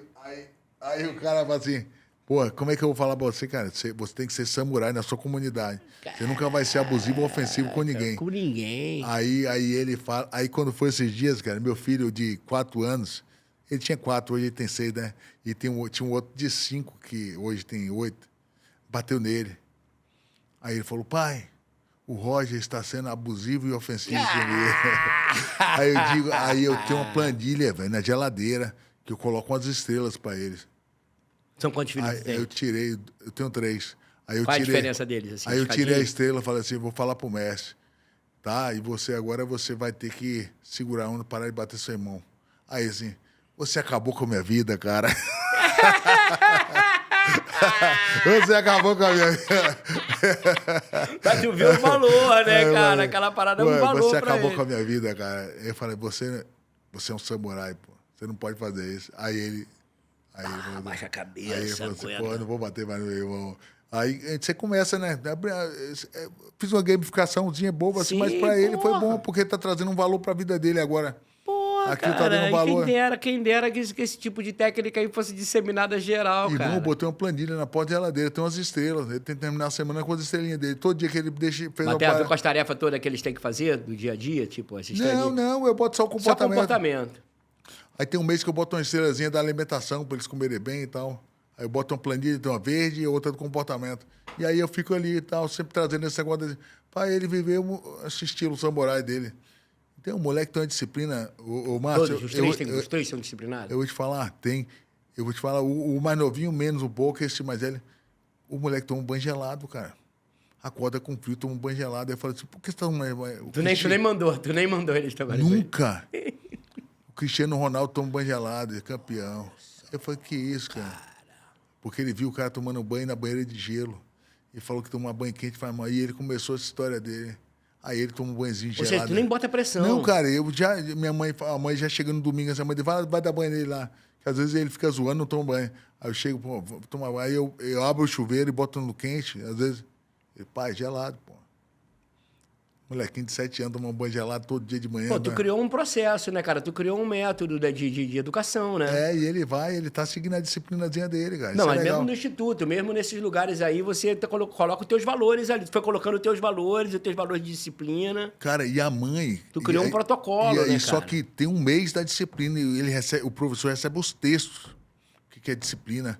Aí tem um mês do autocontrole, para não brigar, para dizer o quê. Ele tem um autocontrole, com a cabeça E esse fugiu. professor é professor de qualquer esporte. E eu pego esse cara e boto ele para falar. Ele tem um texto da semana, cara. Ele olha uma plataforma... Mas como é que tu alimenta? Ah, tudo online, tudo online. Tem uma plataforma EAD, cara, que tá lá o texto da semana e a aula da técnica do dia que ele tem que fazer. E até a brincadeira, a parte lúdica tem a brincadeira. Cabo de guerra. Essa semana é cabo de guerra. Aula 1, cabo de guerra, a segunda... Mas vem cá, me explica na prática. O cara, ele se inscreve no programa, o professor... Ele se inscreve, no programa, aí ele começa... Ele é contratado, ele tem um treinamento. Treinamento de quanto tempo disso. dura o treinamento dele? 2 dias. Aí depois ele tem na A gente passa a metodologia na plataforma e ele começa a entender na E plataforma. ele começa a aplicar. Tem aula do dia e tem lá os livros. O livro, aquela página e tal. E o livro, ele é em formato IU. Você tem a página, o livro do aluno, ele recebe o livro. E o livro do professor, ele é a mesma página do aluno, só que em formato de U. Professor, explique que isso. A derrota faz parte. Blá, blá, blá. Ele em formato, tudo ao redor da página do aluno é a página do professor. Tá autoexplicativo. Impressionante, cara. Material total. O professor que olha aquilo e olha na plataforma, cara, não tem como o cara não dar E aula. o cara fica Ele só sempre não vai ali, dar ele aula fica se se não alimentando quiser. nessa plataforma o tempo todo, enquanto ele dá aula. De vez em quando eu peço ele, pô, manda um vídeo aí do seu momento do mestre. Aí ele vai lá e manda o vídeo dele falando com as crianças. E tem Aí você fim? vai- E tem fim? Ou o cara vai ficando ali? Não, vai ficando. Os projetos tem aí, cara. Eu tenho um projeto que o menino começa com no Fundamental 1 na primeira série e vai até o 3º ano do ensino do 2º grau, do ensino médio. Até o 3º ano. Parabéns, Vai irmão. Pô, passando daqui a por- pouco tu vai ganhar o prêmio Nobel, meu irmão. Vai ficar... Vai ganhar o prêmio Nobel, Vai ficar... pô. Não, Que mas é isso? assim... não sou eu, né, que faço sozinho, né? É uma Sim, equipe, mas, pô, cara, você é um inspirador desses caras aí, né? Eu vou trazendo uma galera que acredita no maluco. Tenho certeza, vai, tenho certeza. vai, Sozinho não se faz nada, mas... Acredita no maluco e vai. Pô, tem um professor, cara. Mas tu que botou a pilha, né? Não, e eu fui encontrando pessoas, cara. Tem um professor que essa história do botar isso em livro, né? Eu sempre falei, cara, isso vai virar um livro, isso vai virar um livro. E aí eu encontrei um cara, ele foi para a Islândia, ele chama Pedro Tengraus, é um advogado de direito esportivo, foi consultor da FIFA para fazer a Copa do Mundo no Brasil, da CBF, da FIFA, do Comitê Olímpico, quando teve as Olimpíadas. O cara manja de esporte, de lei esportiva para fazer as coisas aqui no Brasil. E ele foi fazer uma pesquisa na Islândia. Cara, ele viu um projeto Youth, que o Youth é tipo juventude em inglês, né? Youth, onde na Islândia, dos moleques de 10 até 15 anos, tipo, de cada 10, 7 já tinham usado droga e álcool nas 2 últimas semanas. Quantos anos? De 10 a 15 anos, 7 de cada 10 já tinham dado droga e álcool naquela semana. E aí, o moleque tava só... E parava de estudar, evasão escolar grande. E eles colocaram um projeto de cultura e esporte dentro da sala de aula, com livro, e o governo dando kimono, dando bola, dando isso aqui. Equipou o esporte nas escolas, abaixou para 7%. Em vez de 70%, foi para 7% em 10 anos de projeto. Ele viu esse projeto lá e falou, cara, que projeto bonito de esporte nas escolas e tal. Vamos fazer isso aqui no Brasil, senta com a parte de luta. Aí começou a brincadeira. Senta com a parte de luta, falei, cara, eu entro com tudo, vamos embora. E a gente começou a fazer os livros, né? Desafio. E tu tem esses dados? Tu já levantou esses dados? Assim, pô, a realidade antes e a realidade depois? A gente faz pesquisa de todos os projetos, a cada 6 meses, perguntando para os pais. Na família. Na família e tal.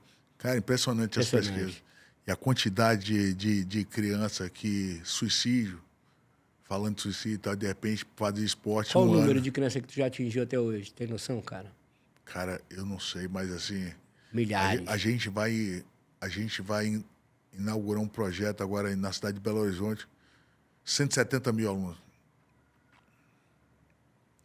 Uma porrada só. O número é sinistro, cara. Vai começar agora, 170 mil alunos. E quantos professores tu tem para isso? A rede toda, né?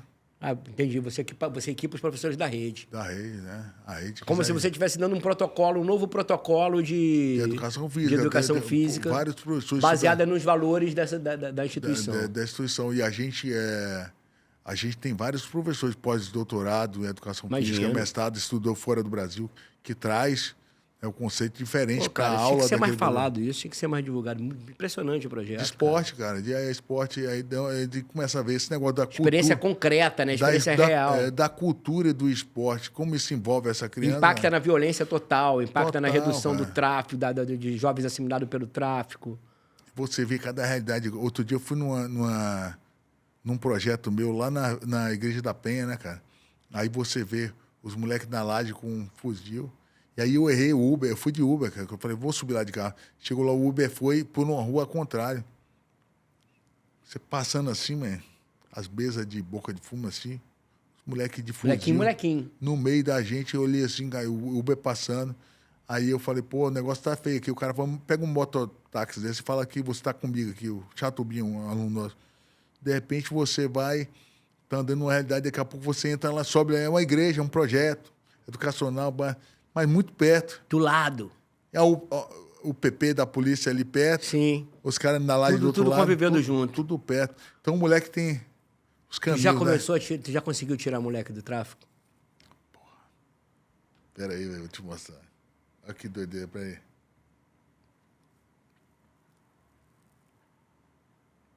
Vou te mostrar aqui na foto. Você vai, a negócio o resultado é... Pô, isso é um impacto muito, cara. Eu tava vendo um podcast com aquele Pimentel, Rodrigo Pimentel, que foi o cara que inspirou lá o Capitão Nascimento, né? Tropa de Elite.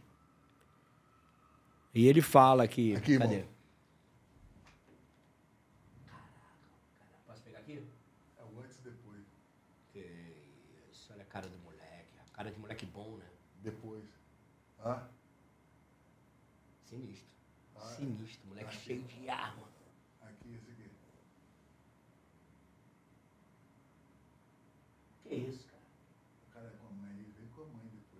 Como é que é o caminho do moleque? Como é que é o caminho do moleque?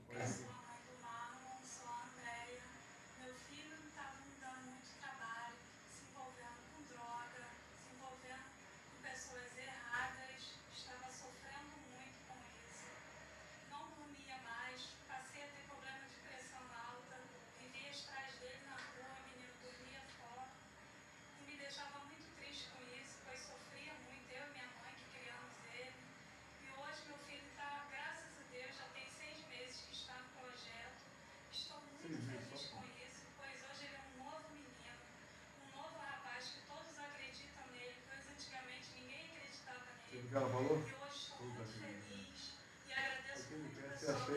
Vou olhar para ele. Tu viu, o projeto viu o moleque. Graças a Deus e graças a essas pessoas que estão ajudando a ele. Espero que ele continue assim, no caminho certo do bem. E que dê tudo certo na vida do meu filho, pois se der a dele, estarei muito feliz.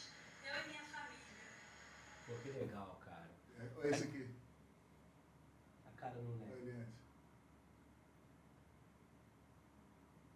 Carequinha, diferente, é. Cara, impressionante. Essa é... Essa- A gente faz não esse tem negócio. preço, né? E vai lá, cara. Eu vou no campo. Você se lá. apresenta, isso que eu ia te perguntar. Eu vou lá. Tua presença é constante. Eu vou te contar uma história aqui. Eu cheguei lá uma vez na Mangueira. Aí, lá embaixo, na quadra da Mangueira, o cara falou assim, cara... Aqui no Rio.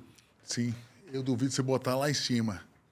Buraco quente, sei lá. Buraco velho. quente. Tu buraco. foi.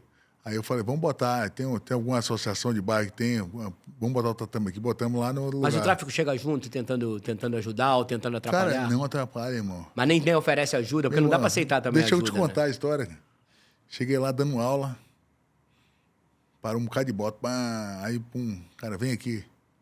Aí eu chamei o cara, o professor, não, só você. Chamou no canto bem escuro, assim, vai uns caras, armados. Falei, não, vou te falar, segunda-feira eu vou botar meu filho aqui, que eu quero que ele não seja igual eu. Meu irmão é faixa preta, eu sou faixa marrom de jiu-jitsu, o cara, o chefe. Tava no tráfico. E eu quero que o meu filho não Pra seja ele, igual pra ele já tinha perdido, mas mas ele pro quer filho, o não. filho, é. E botou lá o filho dele lá. Aí E eu tu falei, plantou o trabalho na Mangueira. botamos lá, ficou lá 2 anos lá. Projetinho maneiro, cara.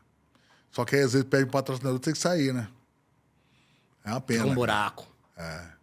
E não dá pra aceitar dinheiro do tráfico, Mas né? botei, mas não precisa de dinheiro. É só pegar, fazer o projeto, defender ele lá Mas tem que ter o dinheiro pro professor, né? na prefeitura, vai dar um jeito, ou no governo do estado, os caras vão em extensão de incentivo, pega um patrocinador. Aí a gente faz o seguinte, vai palestrar num lugar, pô, você não tem paga imposto, aí a gente pode descontar, se não pôr dinheiro, uma empresa grande. O cara, quando Consegue. Outro dia eu recebi 300 mil reais de um parceiro, de um cara, um empresário, o cara falou lá, pô... E aí, como é que você Aí distribui? vira kimono, vira Sim. salário. Vira E banca kimono. um ano também, né? Não banca nem muita coisa também, né? Um Não, ano. você pensa 300 mil é um dinheiro pra cá, mas assim, cara, Não. quando você bota o projeto, professor, RH, Bota tatame. coordenador, tatame, kimono, saco, isso aqui, monta uma academia, pô, mas só isso aí. O resto ainda tem que defender mais o salário, tá? Uma parada dessa custa quanto por ano? Ah, vai depender do tamanho, né? Mas do tamanho Professor, por exemplo, padrão. o professor ganha R$ 2.500 por mês, vamos lá. Esse cara com E os carteira professores assinada seguram vira aluno teu? 4.500, vamos dizer. E aí já dá, sei lá, por ano, 45 mil, 50 mil, né? 50 mil, assim. 50 mil só o professor. Aí vai depois... Tatame, estrutura. Tatame, kimono custa R$ 250. Assim. Aí, O moleque tem que entrar, tem que ganhar um kimono. Aí não vai ter dinheiro pra comprar kimono. Ou o kimono, ou a luva, ou a camiseta, ele tem que ganhar o uniforme dele. Mas ele Então, tem... 150, 200 conto por ano. Aí vai, cada projetinho desse aí. E aí Você é tem- 10 anos de projeto, 1 milhão. 5 anos de projeto, 1 milhão. Você tem que defender isso aí. Aí você vai... Já passamos por várias cidades. O negócio começa e acaba, começa e acaba. Sempre assim. Né? Começa e acaba. E são teus alunos que vão dar aula? Pessoas que tu formou? Alguns. Mas eu tenho cidade que eu O tô lá, por jiu-jitsu já exemplo... salvou muita vida? Ribeirão, O jiu-jitsu Ribeirão salvou da... muita vida? Porra, não. Você viu aqui, o cara, meu irmão, sai do negócio mesmo, cara. O circo também salva muita vida, E o cara. professor, né? A arte, né? Salva A muita arte. vida. E o circo, porque o circo tem isso, né? O cara é intrépido, né? O cara pula, o cara salta, o cara se equilibra. O cara é uma arte mais física, né? O circo é mais físico, né? O circo é o esporte radical da arte, né? Tem Salva muito moleque, tem cara. muitos projetos de circo também, né? que Tem. você- E assim como na luta, no mundo todo, o artista circense brasileiro está no mundo todo. Por Ele causa tá, do talento. A capoeira ajuda muito, então os moleques já vêm da acrobacia, ele já tem uma facilidade. Quando ele já chega pro circo, ele já tem uma facilidade de acrobacia. A coisa do jogo de cintura, do improviso da arte. Pô, eu já tirei muito moleque do tráfico com circo e ajudei a criar o projeto do Afro Reggae lá no Morro do Cantagalo, Vigário Porra, Geral. esse projeto é famoso, É. cara. Eu ajudei a formar. Na verdade, eu ajudei a criar aquela escola lá. Em Vigário Geral também. Muito moleque que eu peguei assim do projeto do Afro Reggae, que depois foi trabalhar na Alemanha, foi trabalhar em Las Vegas, foi trabalhar. Tem moleque de circo do Brasil no mundo todo. E tudo moleque de favela. É mesmo? É. Cara? Tem um amigo meu, Renato, palhaço Tupetão. Foi palhaço da Xuxa, ele foi palhaço da Xuxa, palhaço Tupetão. Tem o circo do Tupetão, ele, meu amigo Renato.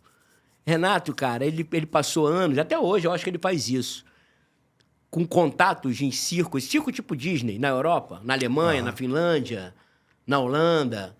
E ele leva, a cada ano, ele levava, assim, 15 moleque para trabalhar nos parques, para andar de perna de pau, monociclo, malabares. Cara, esse cara deve ter salvado, cara, uma vida de uns... Ele não fala o número não, porque ele é igual tu, assim. Não, o cara vai fazendo, ele não faz as contas, não. Aí eu falei, cara, quantas vidas tu já salvou? Ele fala, pô, não sei não, cara, nunca vi. Mas assim, umas 5 mil. Falei, 5 mil pessoas que tu deu trabalho? Eu falei, não, que eu dei trabalho, que voltou, que tirou a família da favela, que comprou casa, que comprou carro, continua trabalhando. E tá lá ainda, os caras. O cara aí, mas indisciplinado. O cara, o moleque sai daqui, médio artista, quando o moleque volta um ano depois de férias, o moleque é melhor. Aí o moleque vai de novo, volta melhor. Então, o cara criou uma escola nessa assim também, espontaneamente, vendo talento, botando, treinando os moleques, mandando pra fora, mandando pro parque. Quando ele viu, ele mudou a vida de um monte de gente. E, Então, e é uma onda, né, cara? É uma onda, né? Porra, imagina, cara, o moleque não era nada, daqui a pouco, porque o moleque tem um talento com o corpo, com a acrobacia, com malabares, cara, eu fico impressionado. Eu fico impressionado porque, na verdade, ele não faz isso para se promover. Não Ele não, né? é da natureza dele, cara. Pô. Aqui é uma maneira que você tá falando Maneiro, aqui, o cara isso é tá lhe dando maneiro, osso. Aqui, a galera respeita, agora. né? E a galera, eu acho que escuta a gente aqui também, né? O microfone- Fica aberto? É, fica aberto. Os caras estão escutando a gente falando ali, é legal. O público que tá vendo a gente em casa não tem essa noção, né? Mas isso aqui é um cubo de vidro aqui, ó, É num tipo shopping. um aquário mesmo, né? Tipo um aquário que fica passando um monte de gente aqui em volta. Que vai- Toda hora passa alguém fazendo assim pra ele, ó. Osso. E Márcio, eu acho que o legal, né, de você... Né, eu vi uma vez tem uma teoria, né? Porque tem a base da pirâmide é o ser, né? E depois é o fazer, e em cima é o ter. O último. O ter, né? Que aponta assim. Só que nego acha que a base é o ter, né? Hoje As em dia pessoas virou querem meio isso. ter, ou então querem fazer, eu sou fazedor e tal. Mas se ele não tiver a base do ser, da identidade dele legal, a hora que ele cai, ele vira só o ter e fazer. E aí você... E se ele, a hora que ele perdeu? Não, irmão, como é que ele vai virar assim? Aí tem que voltar naquela base toda, saber quem ele é, de verdade, e resgatar, para depois ele voltar de novo, para fazer o que ele faz ou inventar outra coisa. Na aposentadoria, eu tive que inventar o Rogério agora do projeto social, e foi outro trabalho. Mas já né? estava no teu DNA também, né, cara? Essa coisa do projeto social já estava no teu DNA também, né? Aí, mas profissionalizei, né? Profissionalizou, Virou livro, cara. virou isso aqui. Não, e você agora virou um empresário social, tu é um empreendedor social, né? Eu entro na Secretaria de Educação, pô. Falo Secretaria de Educação. Mudou conteúdo. teu status, né? Não, eu estudei pra caramba, né? As pessoas te respeitavam logo de cara assim ou demoraram a te respeitar? Não, Porque o cara tem esse preconceito sobre lutador, né? Igual o surfista, mas aí né? quando o cara troca uma ideia e vê que tem um conteúdo de verdade... Tem conteúdo, Aí fala, cara, o cara E escreveu tu esse estudou, livro. cara? Tu estudou, tu fez faculdade, tu terminou Eu faculdade? fiz direito no último ano, cara. Eu larguei, no último semestre, eu larguei pra fazer uma luta e não voltei mais. Eu que leio os contratos aqui da minha empresa, tal, eu que leio tudo, isso aqui, legal. aprovo os contratos, tal, eu gosto de ler, entendeu? E aí ficou nesse negócio, só que eu não me formei, né? Tudo bem, Mas eu falo tudo pro cara bem. assim, cara, eu sou advogado, mas quase advogado. Não, então eu percebi isso quando eu te vi lá fazendo o curso lá do Carlos Eduardo, lá de Continuou, 5 pilares. Eu falei, pô, o maluco não tá de bobeira, não. O cara tá estudando, o cara gosta de estudar. Fazer, vou te falar, esse conteúdo foi bom pra cacete pra mim. pro resto da minha carreira. Sim, imagino. Até tudo. nesse papel de educador, que tu é um educador, né, Sim, cara? cara. Tu é um educador, né? Eu olho pra criança nessa parte psicológica dele. Maneiro.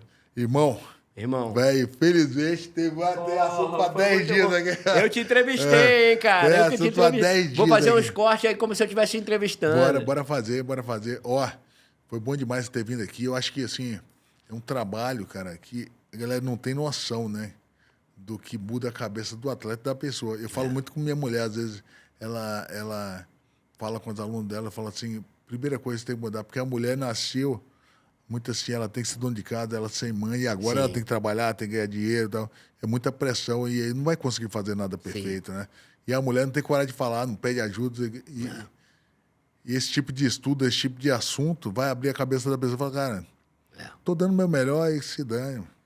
É, porque assim, cara, tu já é vencedor. Do Brasil.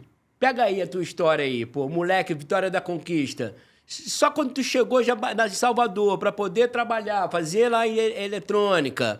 Pô, aquilo ali já é vitória. Aquilo ali já... Então, quando tu chega, quando tu ganha o teu primeiro título, tu já era campeão há muito tempo, meu amigo. Então, às vezes, o cara perde essa noção. Ele acha que a vida dele começa depois da vitória. Ele não conta as vitórias que ele teve antes dele chegar naquela ali. Então, o exercício que eu faço é isso. Cara, olha pra tua história, vê se tu já não é sobrevivente. Porque quando tu não olha... Eu tenho até uma parada... Usar um termo aqui, que eu digo assim, 70% dos problemas das pessoas se resolveriam se a gente aprendesse a conjugar o verbo me fudir. Porque enquanto você não diz isso, experimenta falar isso, tu fala e tu ri. Quando tu fala, porra, maluco, me fudi, tu já ri. Porque tu aceitou. Então, quando tu não diz isso, tu fica com aquela mágoa, aquele ressentimento, aquela vontade de se vingar, né? Tu fica com ressentimento, a vida fica esquisita. Então, tem uma hora que tu fala assim, cara, pô, já me ferrei muito, meu irmão. Hoje em dia, qualquer coisa, qualquer empate pra mim é vitória. Entendeu? Se eu ganhar, pra mim é uma vantagem. E não vou me sentar no lugar da vitória, não. Vou tentar ganhar outra. Mas pode ser que chegue alguém melhor. Mas na próxima eu tô em pé de novo, né? Como no futebol, numa quarta, num domingo qualquer, tu vai perder. Você tem que ser mais carinhoso com você mesmo. Mais né? gentil, mais carinhoso. A gente normalmente tem um chicote na mão, né? Que fica... Aceita que dói mesmo. Né? Eu faço uma zoação assim, vou até ensinar pro teu público aqui, ó. Se você quiser fazer isso na prática, tu faz o seguinte. Tu bota a mão aqui, apoia o cotovelo aqui, deita a cabecinha no ombro, bota a mãozinha no ombro e fala assim, tu manda bem, maluco, tu manda bem. fazer os carinhos, né, cara? Aceita que vai, né, velho? Ai, tu manda bem, tu perdeu hoje, mas, pô, tu é bom, calma aí. É, que os caras se cobrar o tempo todo não vai, né? Vou decepcionar meu pai, vou decepcionar minha mãe, vou decepcionar meu filho, vou decepcionar minha família, vou decepcionar meus amigos. E agora, será que vão gostar de mim? Será que... Calma aí, que todo mundo te ama, todo mundo gosta de você, todo mundo te admira, todo mundo gosta do que tu faz. Não é uma derrota ou uma vitória que vai te definir, é a capacidade de voltar. É a capacidade de voltar e marcar a próxima luta que vai te definir. E se tu perder, tu vambora de novo. Aí o cara fala, pô, esse cara aí... Não é isso, Tem que respeitar a história que já passou, né? Toda a sua história que você já fez. Isso, né? porque senão... Cada vitória... Aí você olha pra tu e tu sabe que tu é sobrevivente. Senão tu vai olhar pra tu achando que tu é vítima. Essa que é a grande diferença. Eu não sou vítima, eu sou sobrevivente, cara. Eu não sou vítima de um pai alcoólatra, eu sou um sobrevivente de um pai alcoólatra. Eu não sou vítima de um pai que foi embora de casa. Eu sou sobrevivente de um pai que foi embora de casa. Sabe? Eu não sou vítima do desemprego, eu sou sobrevivente do desemprego. Quando tu começa a olhar isso, fala assim, não, peraí, meu irmão, tô vivo, tô inteiro, tô aqui para jogo. Mas para isso, esse aprendizado é fundamental. A disciplina, o foco, né? A solidariedade. E aquela, como é que é a fala do samurai? E não ser o quê? Abusivo ofensivo. Ofensivo. Valeu, galera. Irmão. Terminando mais um Torocast aqui, ó. Nosso apoio aqui. Minotauro aprovado, mano. É boa mesmo, cara. Ó. Tá em todas as lojas do Brasil, cara? Do Rio, São Paulo, Nordeste, várias. E estamos subindo pro Sul, se Deus quiser. Vou virar freguês. Ontem eu tava lá no Sul e vai tendo novidades aí pro Sul do Brasil, tá? Isso aí, Valeu, ó. gente. 7K, aposta na diversão, 7K, tamo junto. Os...